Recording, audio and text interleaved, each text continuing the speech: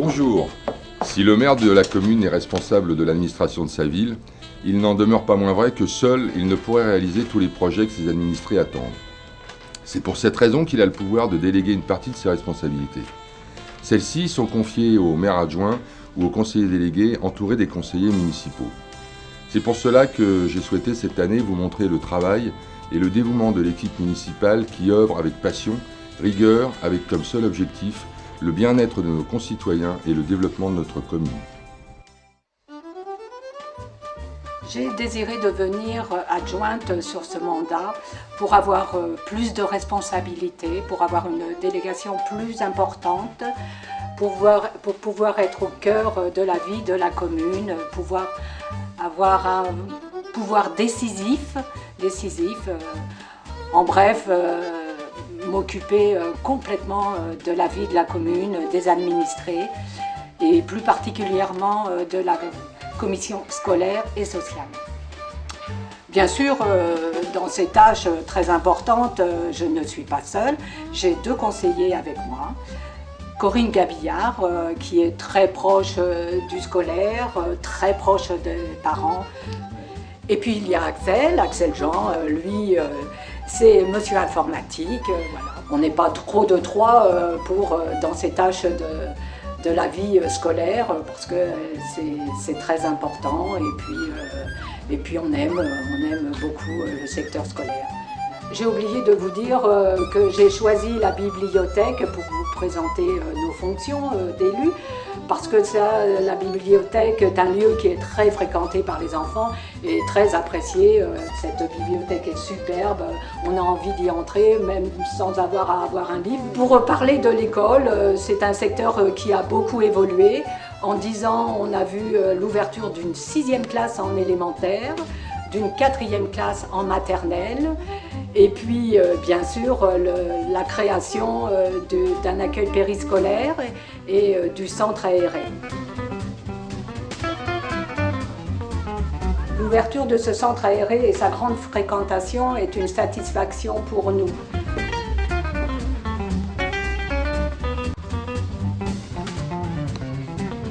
Les parents partent travailler avec une tranquillité d'esprit, leurs enfants sont gardés. J'ai aujourd'hui une équipe d'animateurs vraiment au top, ils sont compétents, diplômés, les enfants les adorent.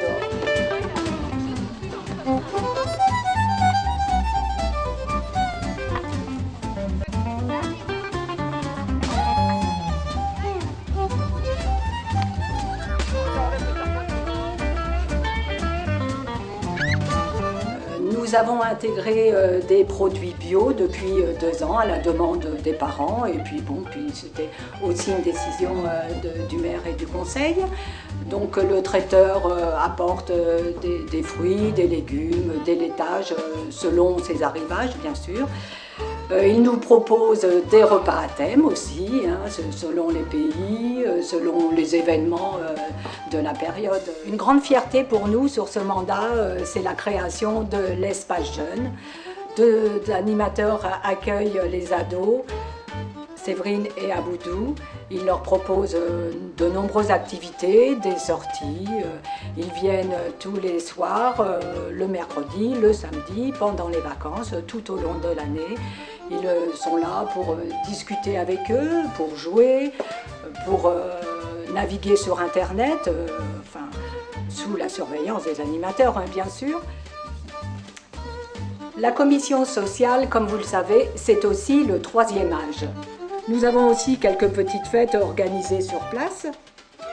On a fêté il y a peu de temps les rois et surtout le repas de fin d'année qui est l'occasion de rassembler beaucoup de personnes de plus de 65 ans pour une journée de fête et de bonne humeur. Avec la communauté de communes, nous proposons le portage de repas. Voilà, je vous ai présenté ma délégation. Je suis très fière du travail que l'on fait avec Corinne et Axel. Je dois vous avouer que c'est un travail qui me tient vraiment à cœur.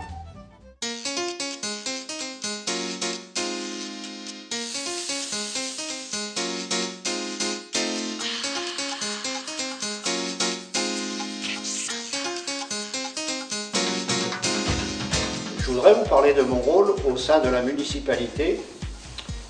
Je suis chargé de l'animation, c'est-à-dire ça regroupe toutes les fêtes que nous organisons au cours de l'année pour les Pontcarréens. Et pour cela, je suis entouré d'une équipe: Daniel, Régis, Marianne, Anne-Marie, Corinne et bien d'autres.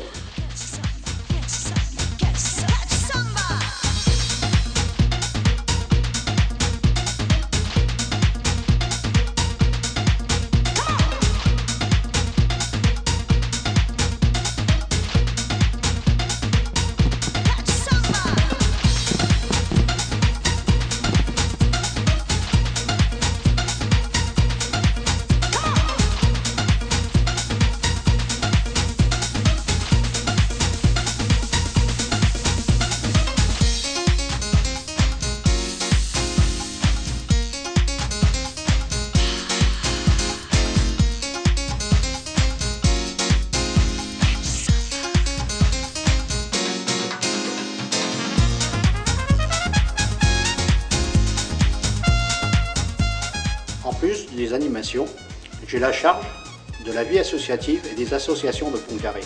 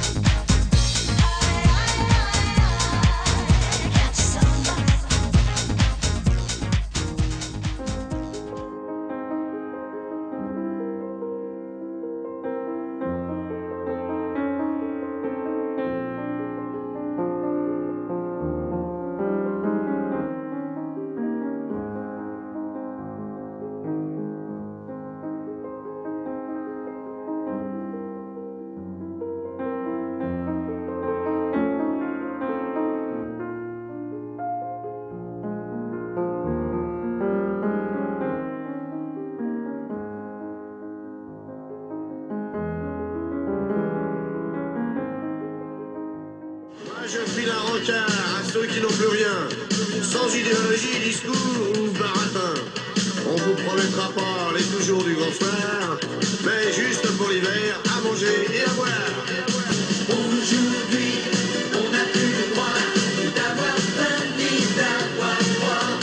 Dépassé, mais chacun pour soi. Je pense à toi. Mais ce qui me tient particulièrement à cœur cette année, c'est surtout l'organisation de la bourse aux jouets. Cette manifestation organisée au profit des Restos du Cœur a attiré un nombreux public et nous a permis de donner pour l'association Chère à Coluche une somme qui permettra, j'en suis sûr, d'aider beaucoup de personnes dans le besoin. Aujourd'hui, nos paupières et nos portes sont closes. Les autres sont toujours en overdose. Vous avez vu, nos associations à Pontcarré, culturelles ou sportives, ça marche.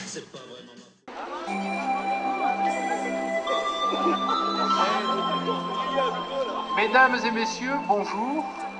Nous allons commencer la cérémonie de commémoration du 92e anniversaire de la fin de la guerre 1914-1918. L'Union française des associations de combattants et de victimes de guerre, UFAC, considère que seule la négociation est en mesure d'éviter ou de résoudre les conflits.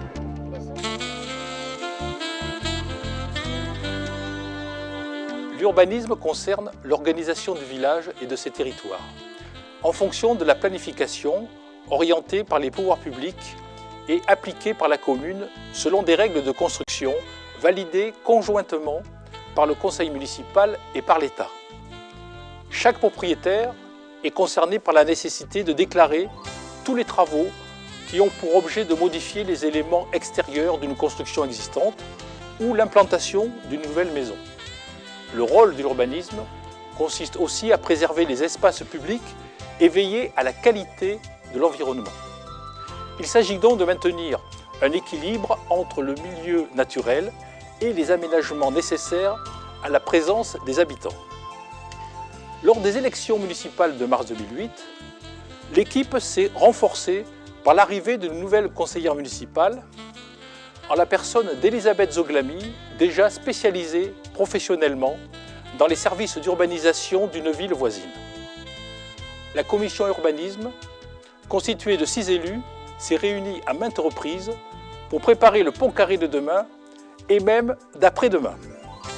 À la suite de la réalisation des nouvelles rues et des 2 programmes de construction situés rue Max Goldman et rue du Vieux-Séquoia, quelques chantiers de maisons neuves ont vu le jour avec des prescriptions de qualité améliorées par rapport à ce qui se faisait auparavant.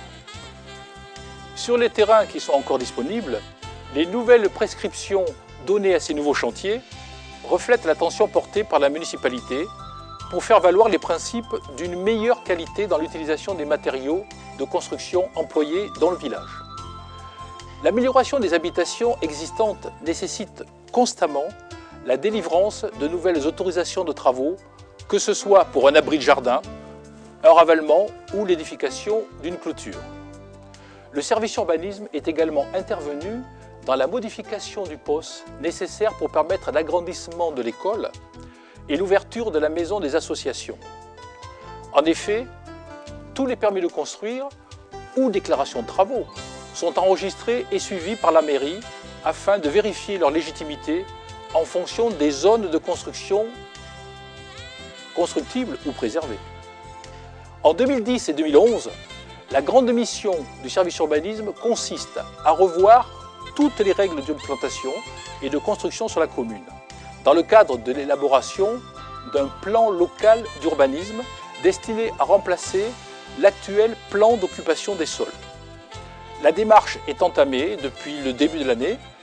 La concertation avec les services de l'État en cours et le projet d'aménagement et de développement durable vient d'être établi. Ce document sera inclus dans les dispositions du plan local d'urbanisme global qui devrait être achevé en fin 2011. Notre action se décline en 3 axes principaux d'orientation générale. Maîtriser la croissance démographique pour répondre aux besoins en logement de la population, préserver et mettre en valeur le cadre de vie, articuler déplacement, lieu de vie, emploi, équipement et commerce. Je suis chargé des VRD, qui en jargon territorial veut dire voirie et réseaux divers. Les réseaux divers, ce sont les réseaux d'assainissement, eau usée, eau pluviale, les réseaux électriques, téléphoniques, l'éclairage public, et aussi avec M. Macle, de la surveillance des travaux sur les bâtiments communaux. Le rôle du maire adjoint est donc le représentant du maître d'ouvrage, et il accompagne le maître d'œuvre dans les réunions de chantier. Il contrôle avec le maître d'œuvre les bonnes spécifications des travaux, des matériaux utilisés, joue un rôle aussi avec les riverains,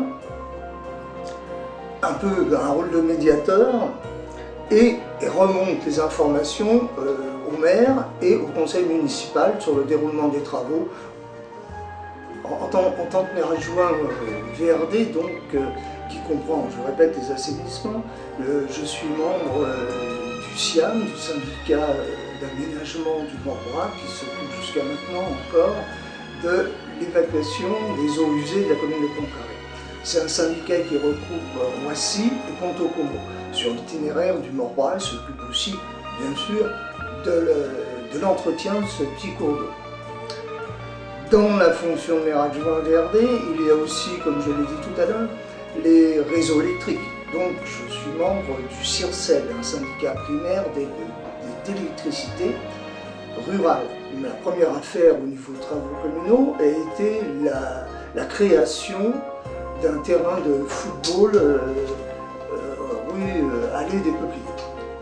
Donc pareil, la même procédure a été employée, appel d'offres pour le choix du maître d'œuvre, appel d'offres, rédaction de cahier des charges bien sûr, appel d'offres pour le choix des entreprises, et ensuite conception du terrain de football, avec toutes ces spécificités bien particulières au terrain de sport, c'est-à-dire drainage des terrains, les revêtements de la surface de jeu, la largeur des buts, moi j'étais complètement néophyte à ce sujet-là, la hauteur des clôtures. Donc avec Claude Mac, on a suivi le maître d'œuvre sur tous ces travaux. Adjoint chargé des finances n'est pas une fonction très publique. L'essentiel du travail se fait dans l'ombre. Il s'agit de construire le budget de la commune en prenant en compte les besoins des divers secteurs, comme vous avez pu le constater, ainsi que la mise en œuvre des choix politiques faits lors des diverses réunions de travail. Animer une réunion finance, c'est tout d'abord écouter, pour pouvoir analyser et synthétiser les demandes de façon à répondre le mieux possible aux attentes de chacun des élus, ainsi bien sûr qu'à ceux de la population. Une fois le budget voté, il convient d'en suivre l'exécution et de vérifier que les dépenses engagées par chacun des secteurs restent bien dans les limites qui leur sont dévolues, que les demandes de subvention ont été déposées. D'ailleurs, pour chaque dossier, mon rôle est d'en gérer la faisabilité financière. Globalement, ce travail se fait en étroite collaboration avec les services administratifs de la commune, mais également de la trésorerie, garant de la continuité du service public, ainsi que des élus responsables des divers secteurs, scolaires, social, voirie, environnement, travaux, animation, etc. Déléguée au conseil communautaire de l'Apprivoisé, je suis vice-présidente de la commission chargée d'évaluer les coûts des compétences transférées, c'est-à-dire de calculer et de déterminer les sommes à reverser à la communauté de communes pour l'exercice des compétences transférées. Vous l'avez compris, mon rôle d'adjoint aux finances est d'être le garant de finances saines pour la commune. Ces finances saines nous permettent d'offrir un niveau de service à tous les Pontcarréens que certaines communes, peut-être plus petites que la nôtre, mais quand même pourraient bien nous envier. Bien sûr, tout cela n'est possible que grâce au travail de l'ensemble de l'équipe municipale. Vous avez vu, avoir des responsabilités au sein d'une commune demande énormément d'enthousiasme. Pour terminer, j'aimerais vous parler de la communication et de l'information. Notre site internet www.mairie-pontcarré.net est géré par Jean-Luc Lanfranchi, conseiller municipal à l'information.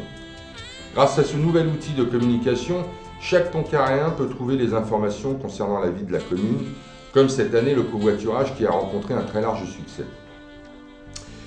Mais la communication, c'est aussi notre bulletin municipal. Ce bulletin est géré par Marianne Pinto, conseillère municipale, qui travaille pour apporter à notre population un regard sur notre village. Un grand merci à toute l'équipe sur qui je sais pouvoir compter et qui sait faire la preuve de sa volonté de toujours aller de l'avant. Je remercie encore toute l'équipe et j'ai un message à lui délivrer. Un grand merci de la part des Pontcarréens.